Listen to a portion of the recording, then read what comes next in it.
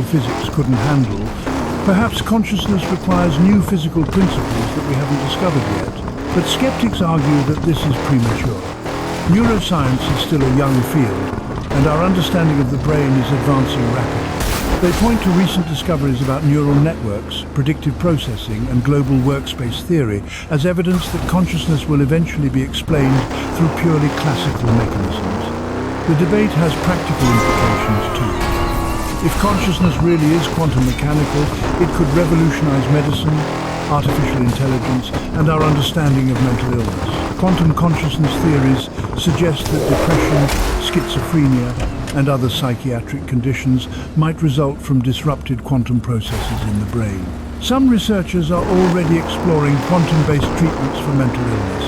Transcranial magnetic stimulation, which uses magnetic fields to influence brain activity, might work by affecting quantum processes in neurons. Even meditation and psychedelic experiences might involve quantum effects, potentially explaining their profound impact on consciousness. The artificial intelligence implications are equally profound. If consciousness requires quantum processing, then creating truly conscious AI might require quantum computers rather than classical ones. This could explain why current AI systems, despite their impressive capabilities, seem to lack genuine understanding or subjective experience. But we're getting ahead of ourselves.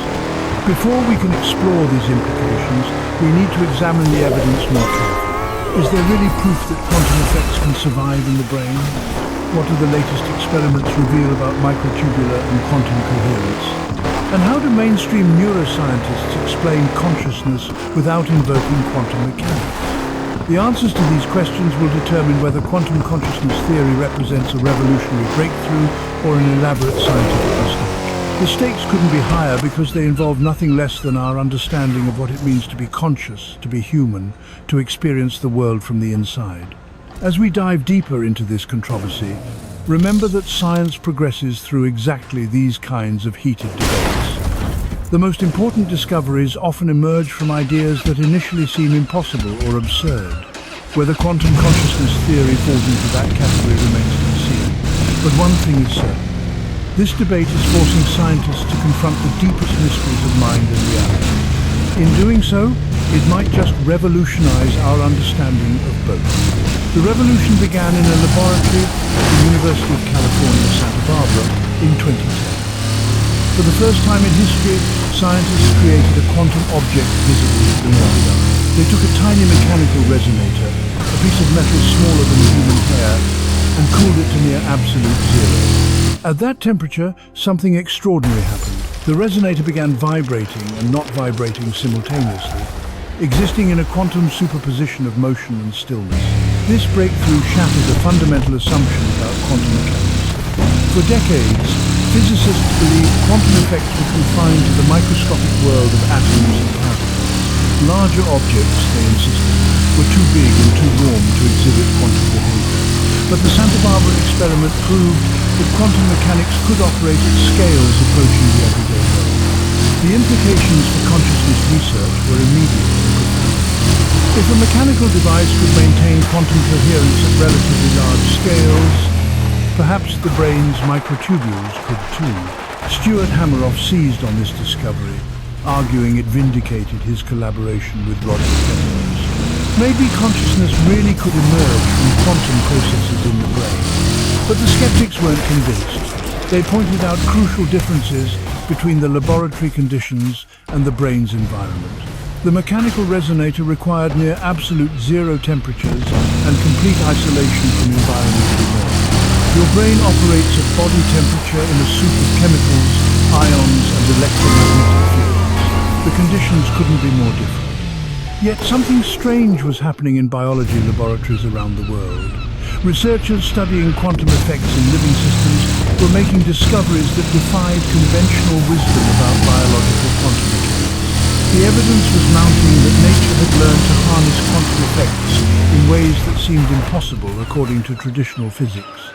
In 2013, scientists at MIT discovered quantum effects in the light harvesting complexes of marine algae. These organisms live in one of the noisiest environments on Earth, constantly buffeted by water molecules and thermal fluctuations. Yet they maintain quantum coherence for hundreds of femtoseconds, long enough to achieve remarkable efficiency in capturing and transferring light energy.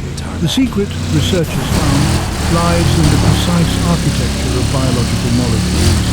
Evolution hasn't just tolerated quantum effects, it has optimized molecular structures to protect and exploit quantum coherence. Proteins fold into specific shapes that create quantum-friendly environments, shielding delicate quantum processes from environmental noise while allowing them to function. This discovery sparked a new field called quantum biology, and its findings have profound implications for consciousness research. If simple organisms can evolve quantum protective mechanisms, perhaps the human brain has evolved a similar strategy. 8 billion years of evolution might have produced molecular machinery sophisticated enough to maintain quantum coherence in neural tissue. Anirban Bandyopadhyay, a quantum physicist at the National Institute for Material Science in Japan, decided to test this hypothesis directly. His team began studying the electrical properties of microtubules extracted from brain tissue. What they found astonished the scientific community. Microtubules, it turns out, are far more complex than anyone had imagined. They don't just provide structural support for neurons, they form intricate networks capable of processing and storing information. When Bandyopadhyay's team applied electrical fields to microtubules, they observed resonant frequencies that suggested quantum-scale information processing. The microtubules exhibited what physicists call coherent oscillations, synchronized vibrations that could only be explained by quantum mechanical effects. Even more remarkably, these oscillations persisted at room temperature, exactly the conditions found in living brain tissue. The implications were staggering. The brain might indeed contain quantum computers operating inside every neuron. But the most shocking discovery came when researchers realized that microtubules are connected throughout the brain in vast networks. Unlike classical computers that process information sequentially, these quantum networks could perform massive parallel computations, processing billions of quantum states simultaneously. If consciousness emerges from this quantum processing, it would explain the brain's remarkable computational abilities. Consider what your brain accomplishes right now as you watch this video. You're simultaneously processing visual information, understanding language, accessing memories, generating emotions, and maintaining awareness of your surroundings. Classical computers struggle to perform even one of these tasks well. Yet your brain handles all of them effortlessly while using less energy than a light. Quantum consciousness theorists argue that this computational power can only be explained by quantum processing. Your brain isn't just a classical computer made of biological parts. It's a quantum computer that exploits the strange properties of quantum mechanics to achieve its extraordinary capabilities. The theory received unexpected support from an unusual source: anesthesiology research. Noble gases like xenon and argon can induce anesthesia even though they're chemically inert. They don't bind to receptors or interfere with neural chemistry in any obvious way. Yet, they can eliminate consciousness completely, suggesting they might disrupt quantum processes rather than classical neural activity. Researchers discovered that these gases have a peculiar property. They can dissolve into the lipid membranes surrounding microtubules, potentially interfering with quantum coherence. The concentrations required for anesthesia correspond precisely to the amounts needed to disrupt quantum processes in microtubular networks. This correlation isn't coincidental, quantum consciousness theory. It provides direct evidence that consciousness depends on quantum effects in microtubules. When anesthetics disrupt these quantum processes, consciousness vanishes. When the anesthetics wear off and quantum coherence returns, consciousness resumes. The evidence extends beyond anesthesia to other consciousness-altering substances. Psychedelic drugs like LSD and psilocybin might work by enhancing quantum coherence in neural microtubules, explaining their profound effects on consciousness. These substances seem to expand awareness, create synesthetic experiences where senses merge, and generate feelings of cosmic unity that mirror the non-local connections predicted by quantum mechanics. Even meditation might involve quantum effects, Advanced meditators report states of consciousness where the sense of self dissolves and awareness becomes unified with the universe. These descriptions closely match what quantum physicists would expect if consciousness really does emerge from quantum entanglement between different brain regions. Brain imaging studies of meditating monks reveal synchronized neural activity across widely separated brain areas, exactly what quantum consciousness theory would predict. The synchronization occurs too rapidly to be explained by classical neural communication, suggesting that quantum entanglement might be linking distant brain regions instantaneously. But critics remain unconvinced.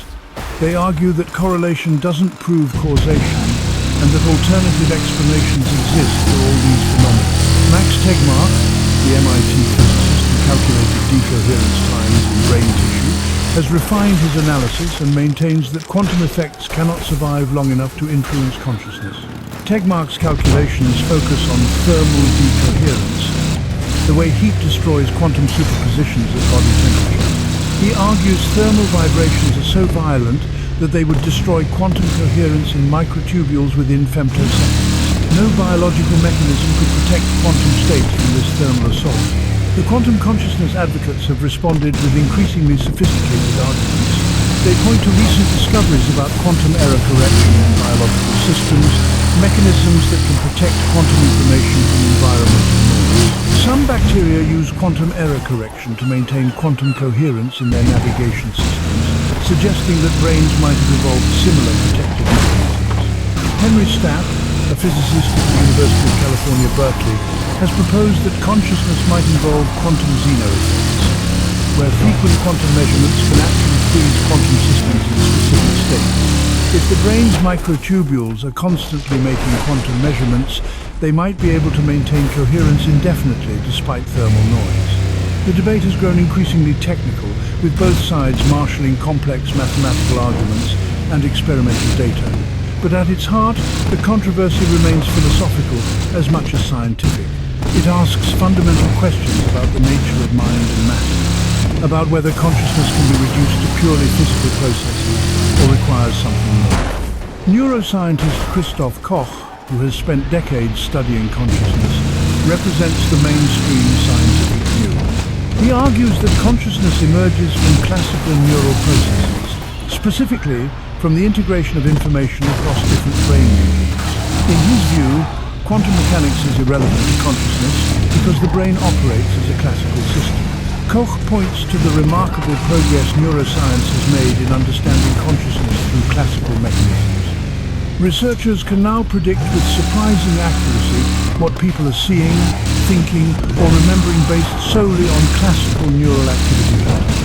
Brain stimulation can trigger specific memories or alter personality traits, suggesting that consciousness is entirely reducible to neural chemistry and electricity. The global workspace theory, developed by psychologist Bernard Baars, provides a classical explanation for how consciousness might emerge from neural activity. According to this theory, consciousness arises when information becomes globally accessible across different brain regions through classical neural networks. No quantum mechanics required. Integrated information theory offers another classical approach, proposing that consciousness corresponds to the amount of integrated information in any system.